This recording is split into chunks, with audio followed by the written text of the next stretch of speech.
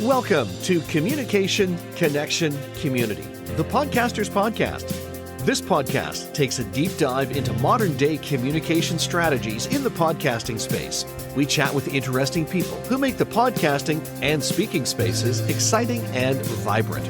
We also dive into the podcasting community with news, updates, latest trends and topics from this ever-evolving space. So strap in.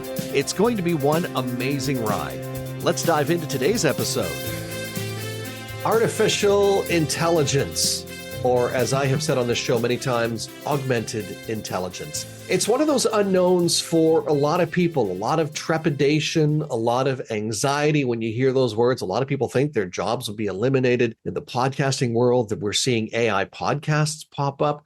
Where is this going? How is AI going to change the podcasting landscape? We have a person who is going to talk about this at great length today. He's an expert in the space. Jonathan Green is the best-selling author of over 300 books, a celebrity ghostwriter, and a high-ticket affiliate marketer who now lives on a tropical island in the South Pacific. I know you're probably envious of that already. I know that I am, but you're in for a treat. He's a super great guy. He has turned being fired during a blizzard into a thriving online business. We're going to chat about that for sure. He is a podcaster and a sought-after podcast guest, and today we are chatting about AI. Jonathan, welcome to the podcast. Thank you so much for having me. I'm excited to be here. I love talking about podcasting. I love talking about AI and showing how they can work together to make your show better, not worse. I'm excited to dive into this. Before we do that, though, not what got you fired, but this being fired in a blizzard and turning that into a thriving business. I mean, that's one heck of a journey to go from I'm fired. It's a crazy weather system happening right now. I'm going to turn this into a thriving business. Obviously, it didn't happen that quickly.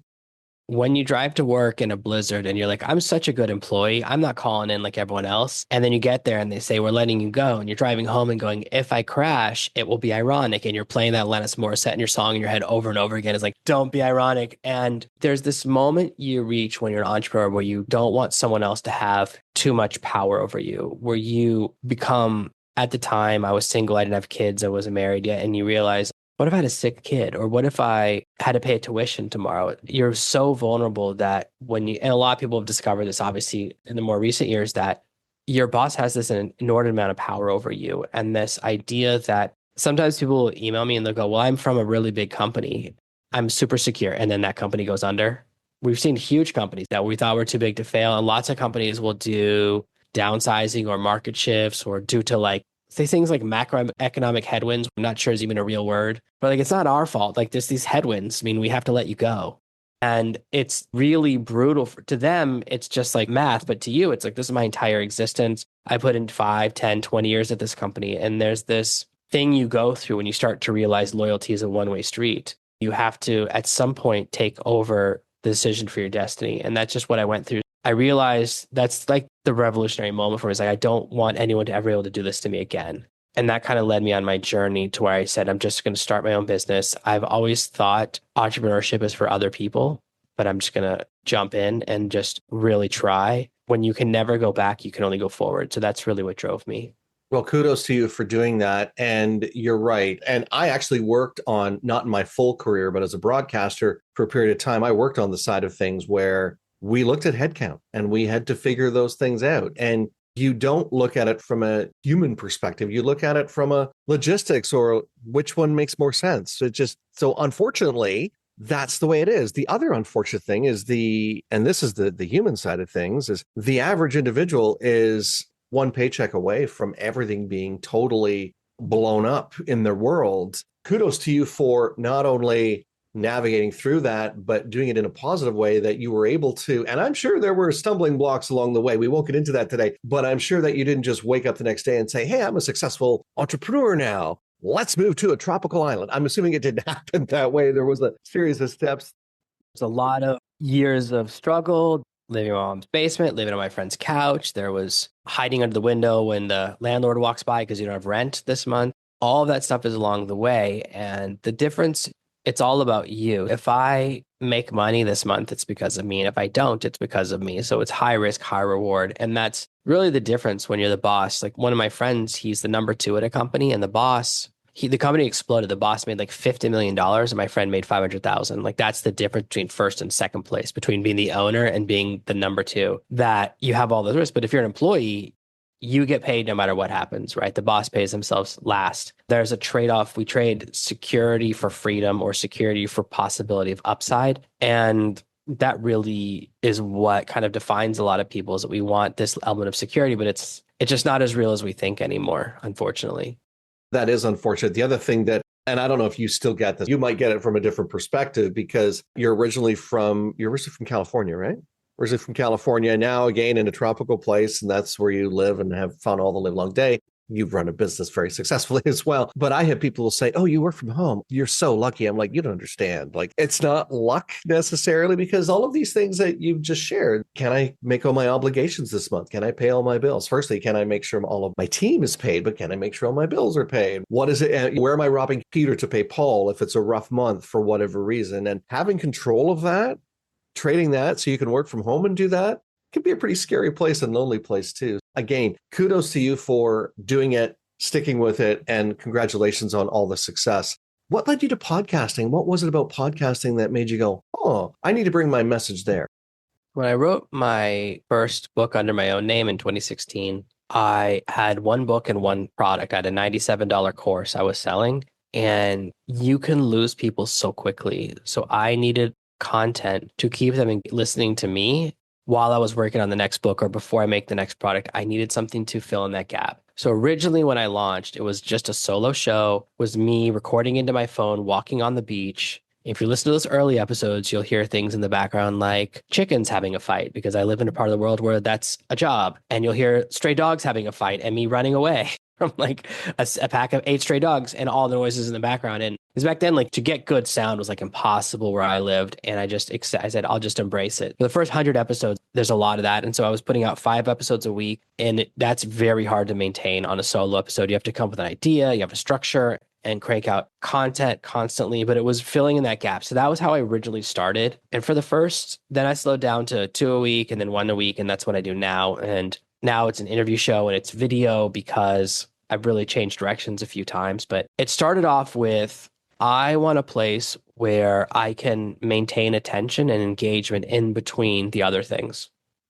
I do like how you just shared too, where you started, when you started the show, you had a ton of ambition, solo episodes every day. I started that way too. Not every day. I was 3 times a week, and then 3 times a week quickly became twice a week, and then once a week. And then when I had other opportunities in the broadcasting space open up, because I started my podcast when I was still working in radio and had a part-time business doing speaker training. Sometimes the podcast would take a back seat. There might be weeks at a time where I didn't do a show. But now I'm back in that routine where it's weekly, and it's a good routine to be in. But I like how you said that you found a groove. And I also like how you shared that you've shifted things up a couple of times. I think one of the trepidations when people come into podcasting is they don't know where to begin. They start and then they go, yeah, I have a podcast. Keep the course and that'll be fine. But every now and again, things happen that force you, whether it be internally or your business or even externally, things you have no control over, like something that's happening in the podcast industry, to shift what it is that you're doing. Case in point is, when I started my show, and I don't know what it was like when you started, but when I started my show, it was audio only. There were not, if you had a video podcast, it's because you had a lot of cha-ching that you could invest in. But most people had audio podcasts. Now it's almost the opposite, where people have, if they have audio, they also have a video component.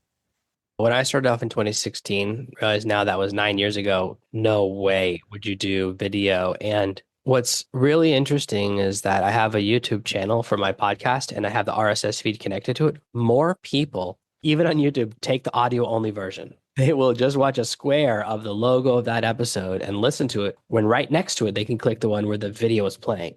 You don't know how people are going to engage. I think now you mostly make the clips because, like, for social media clips is why you record the video more than anything else. You get a clip on TikTok that goes well or something like that, as opposed to people sitting and watching the entire video version. Maybe some people do, you just never know, but you want to create something that however people want to engage, they can. And that's really, now it's become like when you don't have any video, people like are shocked. I was a little late to video. And then You have to constantly try and get better sound, better video, better editing, better lighting. So you're constantly tweaking things, but it's an iterative process. I've made a lot of changes. I went through periods where I didn't release an episode for a year. Renamed the show. So it was originally called the Serve No Master podcast. I renamed it about 2 years ago to the Artificial Intelligence podcast because you spend years building up, you have a back catalog, you have it ranked in the top 2% of shows. Why would you want to start over? And that was a big change for me, changing the name, changing the logo, changing the description, and nobody complained. There was no downside. You just imagine that the things you think everyone's going to worry about, nobody cares about. And there are people who you can always tell when you get a new listener because you'll get a spike of downloads that's the exact number of your back catalog. Every time it happens, you have a big week of just getting these numbers and nobody ever goes, oh, how come you used to call it this? When I switched the name, I had a bunch of pre-recorded episodes. So I was still releasing episodes where it said on the logo and on the graphics, Artificial Intelligence Podcast, but the audio was the old intro bumper and outro bumper. I had that too when I rejigged mine from Speaking of Speaking, because it was originally set up to be about professional speaking and tips and tricks and all of that, talking to professional speakers as well about their journey, to Communication, Connection, Community. And some of the old artwork is still hanging around. But you know what? At the end of the day, most people aren't going, oh, the artwork doesn't match the content. If they're listening to anything, they're listening to the quality. They're listening to not just the quality of the audio or looking at the quality of the video. They're listening to the quality of the content and deciding, in some cases subconsciously, I like this, I don't, click or keep listening. But again, congratulations, the success and the growth with the show too. Of course, when you came to the podcasting space, AI existed, right? And it was taking over the world. That was a joke. I think AI existed. I think we just know exactly in what capacity it was going to change our lives short years later. Very rudimentary tools that with nothing you could use for prime time. And there were just some of the tools I started using back then added in AI features. Things we consider AI now, which is like background noise removal, is now considered an AI feature, but there were versions of that back then. What I used to use was fingerprint noise removal. So I'd have silence for 10 seconds at the beginning of an episode and then use that to say, this is how much background noise there is. And you'd have like a rooster going off, you'd have waves, you'd have sand, you'd have my feet. I would record walking up and down the beach in the mornings. So all of that sound I would try and remove. And that's an AI thing. And then trying to edit your episodes or create clips. AI got better and better, right? There was things that would help you pick a clip, but you still had to do it all yourself. And they've now, like, there's more and more automation to it where now you can use a tool that will just spit out the 20 best clips and tell you and rank them by how good the clips will do on social media. And it's like, well, how do you know AI? It's really changed. It's changed a lot. And I think that's part of the trepidation people have is they're going, okay, I don't know how this is going to work. I'm used to doing it this way. I attuned it to when the internet first came out and folks are still creating manual spreadsheets and things like that. And now they have all these computer tools and they have the internet versions of everything, templates for everything. I think there's also the trepidation. It's the Wild West with AI. Like it's almost like we're forging ahead, not knowing what we're forging into. And for some, that's really exciting. And it's a scary thing to think about. The unknown is always scary. And there's good and bad uses of AIs. There are a lot of people, when they hear that I have an AI podcast, think that it's an AI generated podcast, not a human podcast about AI. And those are two very different things. So there is fear, and especially in media market, especially in the news, and especially like meteorologists. I can be replaced by AI. Kind of say that you have a fixed number of things you say as a meteorologist, right? Either it's going to rain or not, it's going to be sunny or not. There's not that many variations. Like that could be the first. Understand that fear. As a podcaster, it's not the content, it's the person. People listen to the show because they like me, not because they think I'm a genius. And that's a really important lesson. A lot of people think it's about expertise, but how often is there someone who's interesting and someone who's smart and you just listen to the interesting person, right? The fun person. The most important thing is to choose what you're going to protect. The real value of AI is that it allows you to launch a podcast with less money and less resources. I see some of these shows, they have like 6 producers, they have full-time editors, full-time clip makers. Unless you're going to pour that kind of money into your show and you're going to put $5,000 a month into it from zero and hope that you get an ROI, which most people don't do, you need a way to get good sound. How are you going to edit your episodes? So I used to edit my episodes manually. So I would record for half an hour, then sit down for an hour and listen to it and clean out the noises and remove the bad sections and add the intro and the outro and then export that. And then you had to like master the audio to make it sound good. Then you had to compress it because podcasts were about file size back then because it was really a limitation. all of these challenges that would take huge amounts of time. And now for me to process an episode, create social media clips, get it scheduled on 3 different platforms, edit everything, 4K video, it's 2 hours from the end of the episode till everything is done. And there's a ton that happens in there that we didn't used to do. And how many times have you been on a podcast or host an episode and then the social media clips don't get made in time, right? Now that is a thing of the past. What I really look at as AI is as a tool to solve the problem. What are things that take a lot of time or cost a lot of money? And that's where I want to film the easiest part of the show is the actual recording. Everything before and afterwards, that's the really hard stuff. 100%. And again, you're right. I think for people who are looking at it from a budgetary standpoint and they want to get into the podcasting space, great. We do exactly what you're talking about. And when we use AI tools to assist us in the process of editing, cleaning up, color correction, all of those things, we're still using AI tools to make that happen.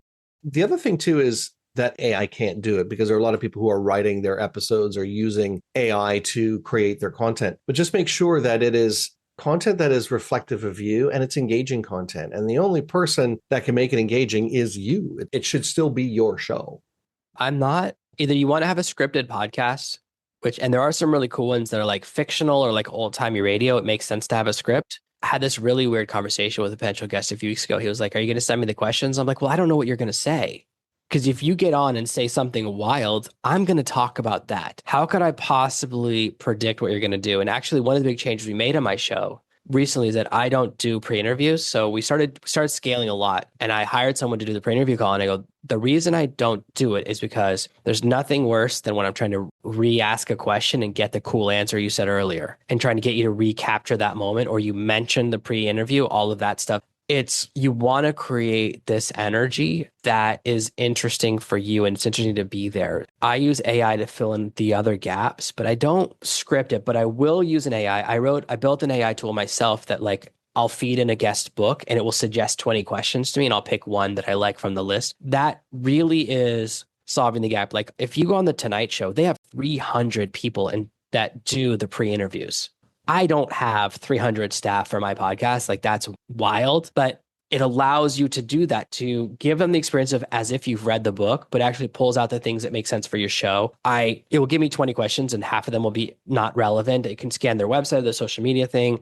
That helps me fill in that specific role. So whenever I'm thinking of a tool, whether I build it or buy it, it's to solve a role that already exists, which is like background noise reduction or something like you said, color correction. There's like AI tools that will help you with color correction now because that's really hard. If you have editing the episode, if you don't know how to do that, do you really need to spend 2 years learning how to use a video editing tool? Or you can use an AI tool that would get you like a B+ edit in 5 minutes. It's not going to be an A+ edit. There's definitely always a difference when you have a professional in, and there's AI tools now that will like automatically zoom in and zoom out and switch angles and do really cool, like start to do cooler and cooler things that you just can't do on your own. So it's really to see it as an enhancement or to fill in these gaps of, well, there's no other way for me to do this right now. And maybe eventually you hire a team that can do those things, but it can get prohibitively expensive, especially if you're doing like 5 episodes a week or you just don't have that much time and you end up having to sacrifice something else. And that's really the use, is to really see it as an accelerant, not as a replacement. Like I don't think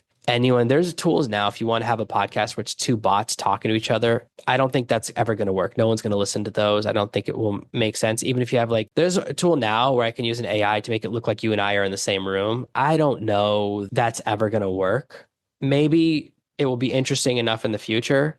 But I would still want 2 real people. I wouldn't want 2 fake AI people in a fake room, because if anyone could push the button, anyone could push the button. That's a commodity. It's not special anymore. So it's really about how can I make the best show possible given my resources, whether it's time, money, experience. That if you look at any show, radio DJs are an exception because a lot of radio DJs do a ton of production at the same time. Like you're setting up one vinyl and you're recording a commercial and you're setting up the phone calls. That's the one area that's not a good metaphor. But if you look at any television show, whether it's The Daily Show or any of the Tonight shows or midnight shows, whatever they're called, I don't watch any of those shows because they're on the middle of the day for me. But all of those shows have massive pre-production. Like the person is not coming up with the questions live. They're pre-written by an assistant, then they're approved by someone, then the host sees them and they're written on that card. So just realize that you're just doing the exact same thing these other shows do, but you can't do is replace the host or a live kind of producer who's in the background yet. Those things are kind of the critical components for a show that really are the magic. And that's the part everyone wants to do anyways. Nobody who's a podcaster is like, oh, my favorite part of my podcast is editing the episodes. No podcaster likes the sound of their own voice. That's why I have well, unless you worked in broadcasting, get used to it. But there are definitely want to make sure that those tasks are being done effectively. And most podcasters, when they start out too, are editing their own shows, or they have somebody that can quickly put it together for them. I have a team now that does all of that work. It didn't start out that way, though. But the other thing that you said that's very interesting is I think that human element, yes, it's an accelerant. It's not a replacement. And I think it's not a replacement because we want that human element. And if anything, we see this more and more with younger generations, is they're moving more towards grassroots. We're seeing this in other industries where people are doing more gardening and their own farming. They're living off the grid, things that my generation never even thought about doing. Even if it was possible, we didn't even think about it. Are we thinking about that? Okay, maybe at some point, yeah, we'll be living a little bit away from the technology side of things, not fully, because we can't completely eliminate it at this point in our existence. But is there that thought that we need that human connection? And I believe we do need that human connection. I think we learned that between 2020 and 2022, when all of us were locked down. I think you're right. There's always that need, even though there are, and you've probably heard some of the AI generated podcasts out there, and you scratch your head and go, would I listen to this consistently and be engaged by it?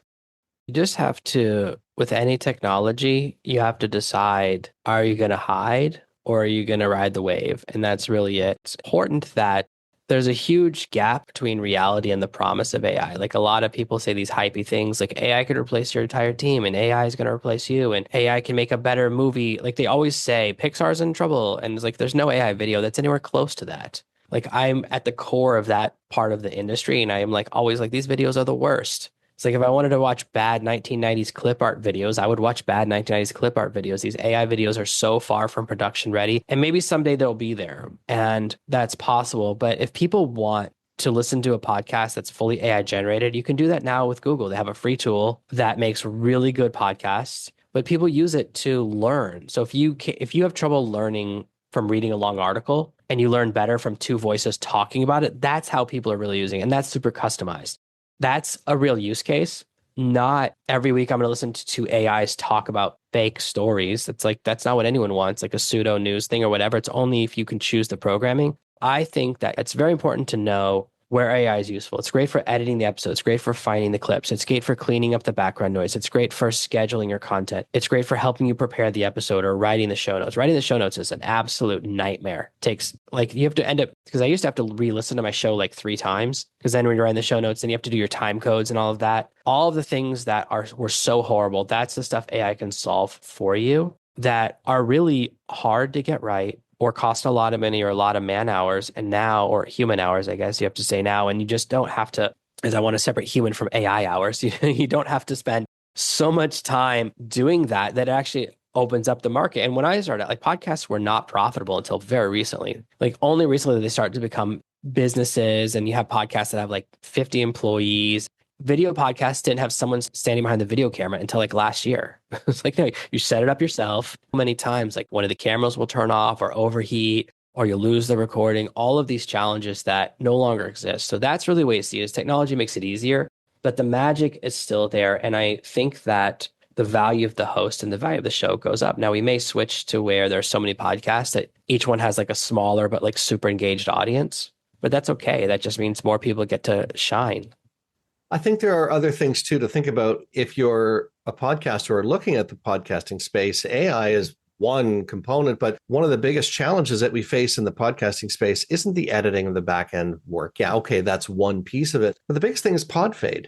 We've talked about this. I know that you and I connected through Podmatch, and founder Alex Sanfilippo talks about this all the time, and he has his own think tank group that does this now to try and figure out, okay, how can we change this? And part of podfade is thinking that things are going to be magical. And if we add all these tools, it'll be that much more magical. Well, you still have to get past episode 10. You still have to get past episode 20, 30, 40, 50 before you see or have a massive network or a massive established credibility like a Joe Rogan, who can basically wake up in the morning and have 10,000 new listeners because of something you've already done. You still need to think about from a starting point, okay, I can use AI tools. It's going to be fantastic. It's going to save me some time, but you still need to stay the course, right? Podcasting is hard. The core part is that you have to be interesting. Most podcasts are wildly boring. Almost everyone asks the same questions in the same order and doesn't really have an idea. So there's a huge thing where a lot of people just will take, when you first go out, you'll take any guest you can get. And the problem is the people that want to be on shows they've already been on a bunch of shows. And most of them have their pre-written answers. So you might as well be talking to a bot because they're like, here's my bio. Here's my answer to this question. Here's my answer to that question. And they're just thinking, I want to do it and get out, get my value, like get my voice out to a few more people. I don't know. I take maybe one inbound guest per year, like one person who asks to be on the show. And the last one I had, this lady was so clever.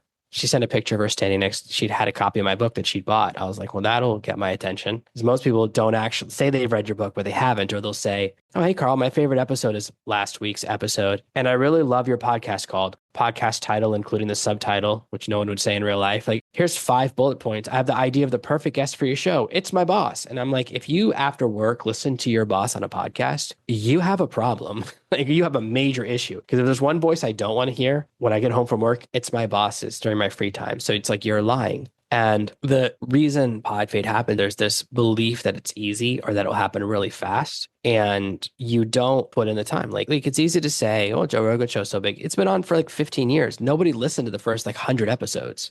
You forget that he's on episode like 1500 or something. Like there's hundreds of episodes that nobody was listening at the time. It was just him and his friends. And it takes time to build anything. I know shows that didn't get profitable for 8 or 9 years. It's really, that's important part is that you can have these massive expectations and figuring out what do you want? So like I try to get guests that most of the time they go, are you sure you emailed the right person? I want you because you haven't been on, I know it's a show, which means there's no burnout. If let's say someone's a fan of me, if I'm on 40 podcasts this month, well, they all sound the same. It's really hard to be unique, especially if people are asking the same questions. You become a less valuable guest. So someone reached out to me, they're like, oh, I've been on 40 different podcasts this month. I was like, yeah, then I would never want to work with you because there's no chance that anyone's going to search for you and then happen to listen to my episode. Once you change to that mindset of, I want something very specific. So I look for a very specific type of guest that has a particular expertise. And I always have a question. They're always surprised. I had a real estate agent and I was like, do people actually do VR tours of a house? Does anyone actually put on the goggles?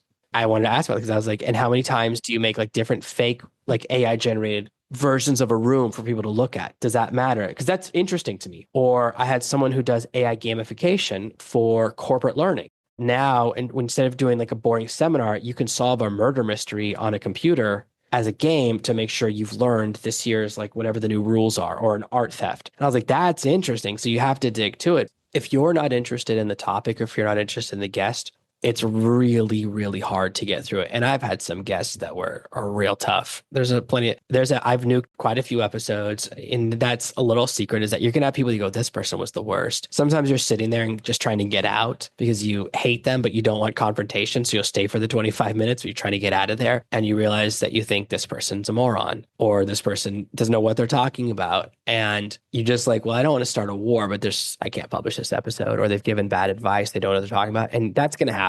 So just be aware of that. So the real thing is you have to create a show that you would listen to. So here's my secret sauce is that I have a very low threshold for boring. I'm getting bored. I'll get bored before my audience does, and I'll change the topic or ask a different question. It's like, I'm always looking for that thing that's really interesting. And you can even hear when I start to tell about guests that were good, my voice changes and my intonation changes. I get more excited. And that's what you want because you are the customer or the audience avatar. You're the representative who's there. So when you have a guest on it, you want guests that you're excited by. And you can kickstart with these tools that help you to get guests to figure it out. But the sooner you figure out what you like and don't like and who you want and don't want. Like people think because I have an AI show that I have founders. I never have founders. They always want to sell their product, which means now I have to test it before the episode. And then either it stinks, which it almost always does, have to do a gotcha episode, or it's good, but it's like they just want to sell their thing. And I don't want to do that. Like, I don't want to be a commercial. Figure out who you want to talk to, who you like, who you don't like,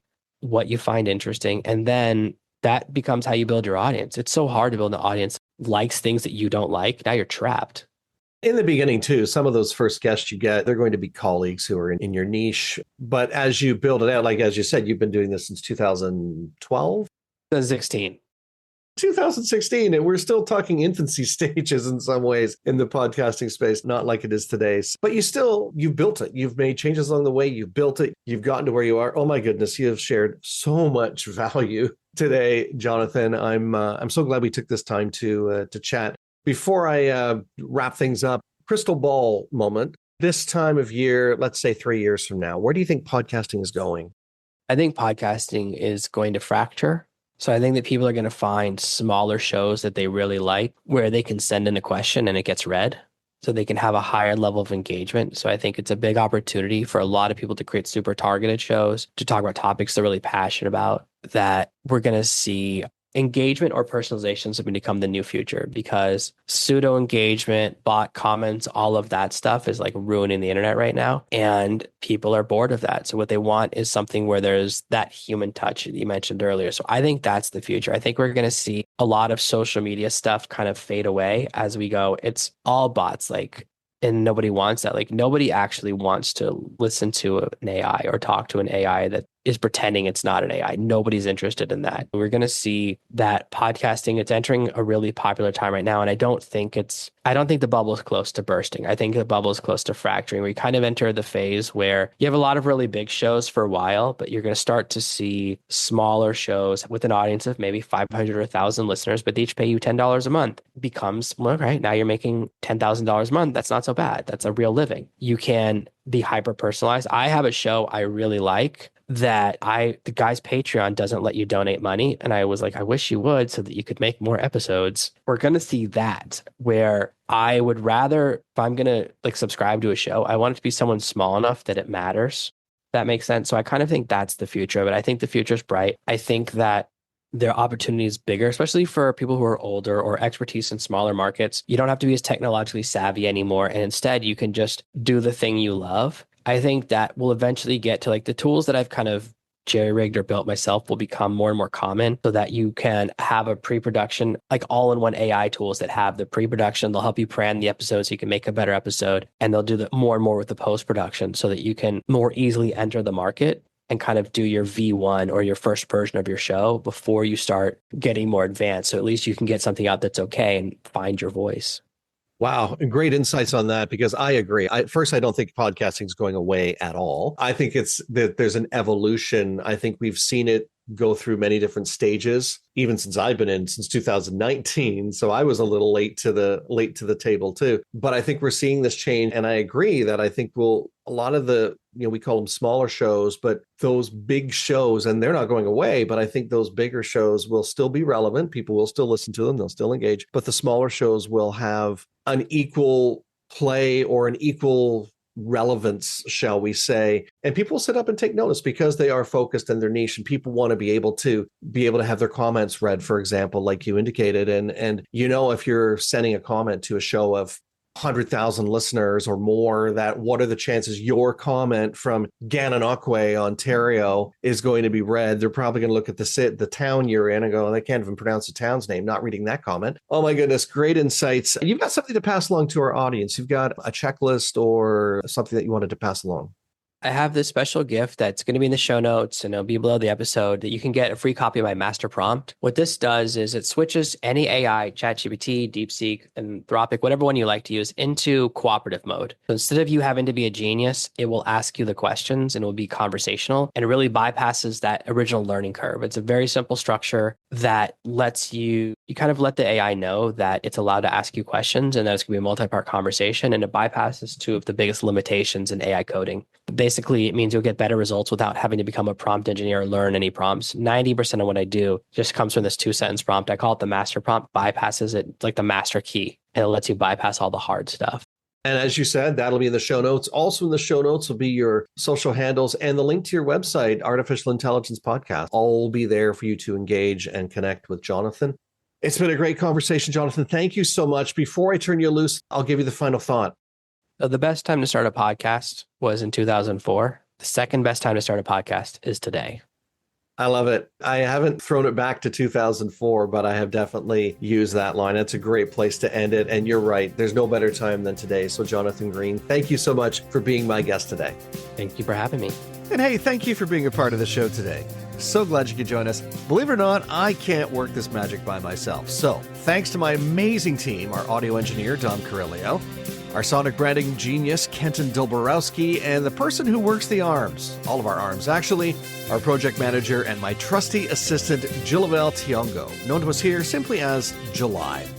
If you like what you heard today, let us know. You can leave us a comment or review or even send us a voice note. And if you really liked it, we hope you'll share it with your friends and your colleagues. If you don't like what you heard today, well, please feel free to share it with your enemies. And if you know of someone who would make a great guest on the show, let us know about it. You can get in touch with us by going to our show notes where all of our connection points are there, including the links to our website, LinkedIn, and Facebook as well. And if you're ready to be a guest on podcasts or even start your own show, let's have a conversation. We'll show you the simplest way to get into the podcasting space and rock it. Because, after all, we're Podcast Solutions Made Simple. Catch you again next time.